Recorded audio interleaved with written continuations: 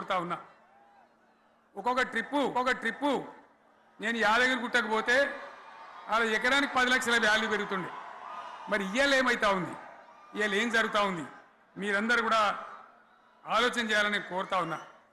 ఇవాళ రాజ్యం నడపచేతగాక ఎల్లెంకల పడి రాష్ట్రాన్ని ఆర్థికంగా దివాలు తీసి పిచ్చి పనులన్నీ చేసి ఇవాళ అడ్డం పొడుగు మాట్లాడుతూ ఉన్నారు. అన్ని రంగాలలో ఫెయిల్ అయిపోయింది. ఏ ఒక్క ఈ హుస్నాబాద్ ఇప్పుడు నేను రాగా చూసుకుంటూ వచ్చిన ఆనాడు కష్టపడి ఈ హరీష్ రావు మంత్రిగా ఉన్నప్పుడు ఇలా గౌరెల్లి ప్రాజెక్టు కట్టినాం. 90% పూర్తయింది. గౌరెల్లి ఇరిగేషన్ ప్రాజెక్టు ప్రజలకు సంజాయించి భూములు తీసుకొని ఆనాడు తిరిగి 90% పూర్తి చేసినాం. ఏడాది అర్థమైతే తట్టడి మన్ను తీస్తాను రా పాలమూరు పథకం 80% కంప్లీట్ అయింది. ఎందుకు దాన్ని పెండింగ్లో పెడుతున్నారు, ఎందుకు దాన్ని పూర్తి చేస్తలేరు? ఈ విధంగా చిన్న మాట, చాలా చిన్న మాట. కేసీఆర్ కిట్ పెట్టినాం, లక్షాధికారుల కోసం పెట్టినాం, కోటీశ్వర్ల కోసం పెట్టినాం. ఎవరి కోసం పెట్టినాం కేసీఆర్ కిట్టు? పేద ప్రజల కోసం, గ్రామీణ ప్రాంతాల్లో ఉండేటువంటి పేద ప్రజల కోసం పెట్టినాం. ఆడపిల్లగానే 13,000 ఇచ్చినాం, మగపిల్లగానికైతే 12,000 రూపాయలు ఇచ్చినాం.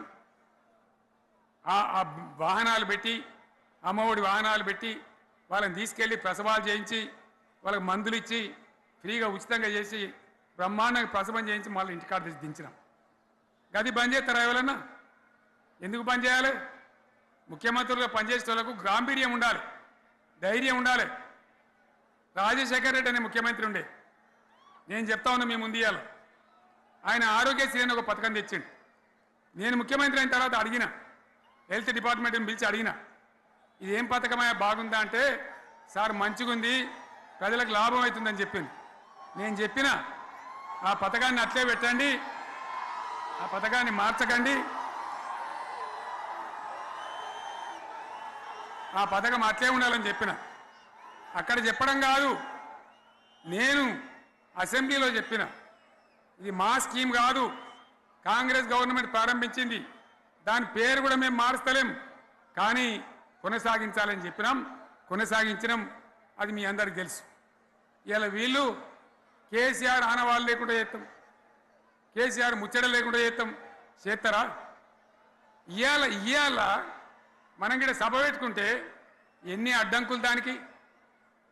ప్రైవేట్ స్కూళ్ళు బస్సులు ఇస్తే వాళ్ళకు నోటీసులు ఇవ్వడం, అడుగడుగున ఆర్టీఏ అధికారులను పెట్టి పోలీసులను పెట్టి ట్రాఫిక్లు జామ్ చేయడం. ఇప్పుడు కూడా సభకు రావాల్సిన వాళ్ళు 1,50,000 మంది బయటనే ఆగిపోయింది. ఇటు హనుమకొండ దిక్కు, అటు హుజరాబాద్ దిక్కు, ఇటు సిద్దిపేట దిక్కు 3 రోడ్ల మీద కూడా జాముల్ని. నేను అడిగిన నాయకులు ఏందే అంటే, ఇబ్బంది అవుతుంది సార్, రానిత్తలేరు, మధ్యలో ఇబ్బందులు కలిగిస్తున్నారు, కొన్ని లారీలు తెచ్చి అడ్డం పెట్టాను పనికిమాలని అని చెప్పి జామ్ అయిపోయి అక్కడనే ఆగిపోయింది.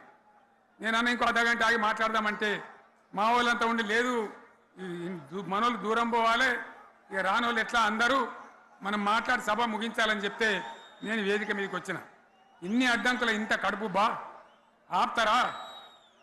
బీఆర్ఎస్ సభలను ఆపుతారా? ఈ ప్రపంచనాన్ని ఎవడాపుతాడు? ఆగబడితే ఆగుతుందా? నేను ఒక్క మాట పోలీసు మిత్రులకు మనవి చేస్తా ఉన్నా. ప్రజాస్వామ్యంలో ప్రజలకు అడిగే హక్కు ఉంటుంది, తప్పకుండా అడుగుతారు ప్రజలు.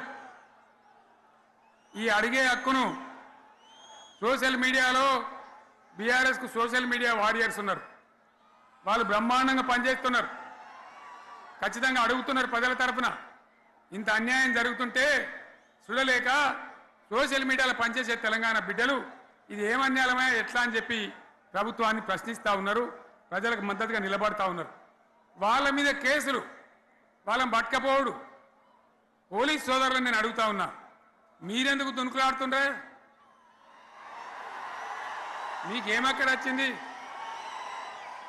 మీకొక్కటి చెప్తున్నా నేను,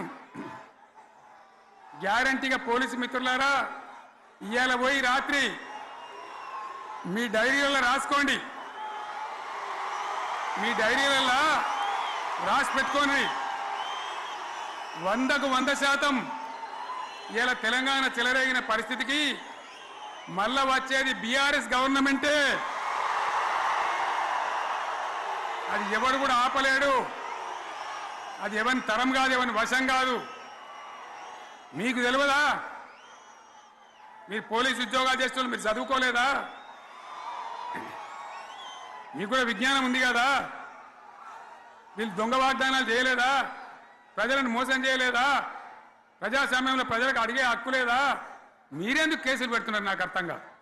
మీరెందుకు దునుకులాడుతున్నారు? మీరెందుకు బలైతారు? రేపు మీకు రాజకీయాలు ఎందుకు? మీ డ్యూటీ మీరు చేయండి. మేము బీఆర్ఎస్ ఎప్పుడు శాసనాన్ని ఉల్లంఘించం, చట్టాలను ఉల్లంఘించం. అయినా నేను ఒక్క మాట మళ్ళీ చెప్తా ఉన్నా, మీకు ఆల్రెడీ చెప్తా ఉన్నారు పార్టీ నుంచి, ఎక్కడ ఎవరిని మీ మీద అన్యాయం కేసులు పెట్టినా మన టీఆర్ఎస్ లీగల్ సెల్ వీరులు ఉన్నారు. మీరు భయపడే అవసరం లేదు. న్యాయస్థానాలని అక్కడ పోరాటం చేద్దాం.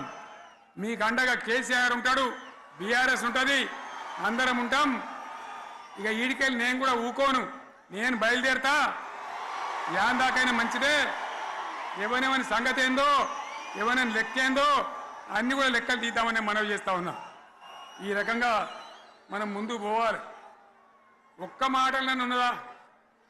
ఇవాళ ఈ ప్రభుత్వం, ఈ కాంగ్రెస్ నయవంచక ప్రభుత్వం సంక్షేమంలో ఫెయిల్, మంచినీళ్ళలో ఫెయిల్, పొలాలకు నీళ్ళు ఇవ్వడంలో, సాగు నీళ్ళలో ఫెయిల్, కరెంటు సరఫరాలో ఫెయిల్, రైతు బంధులో ఫెయిల్, విత్తనాలు ఎరువులు సరఫరాలో ఫెయిలేనా? ధాన్యం కొనుగోళ్లలో ఫెయిల్, పల్లెలు పట్టణాల అభివృద్ధిలో ఫెయిల్, భూముల ధరలు పెంచడంలో ఫెయిల్. మరి దేంట్లో పాస్ అయిండు? ఎటుపడితే అటు ఒర్రుడు, దేవుళ్ళ మీద ఒట్లు పెట్టుడు, అబద్ధ వాగ్దానాలు చేసుడు,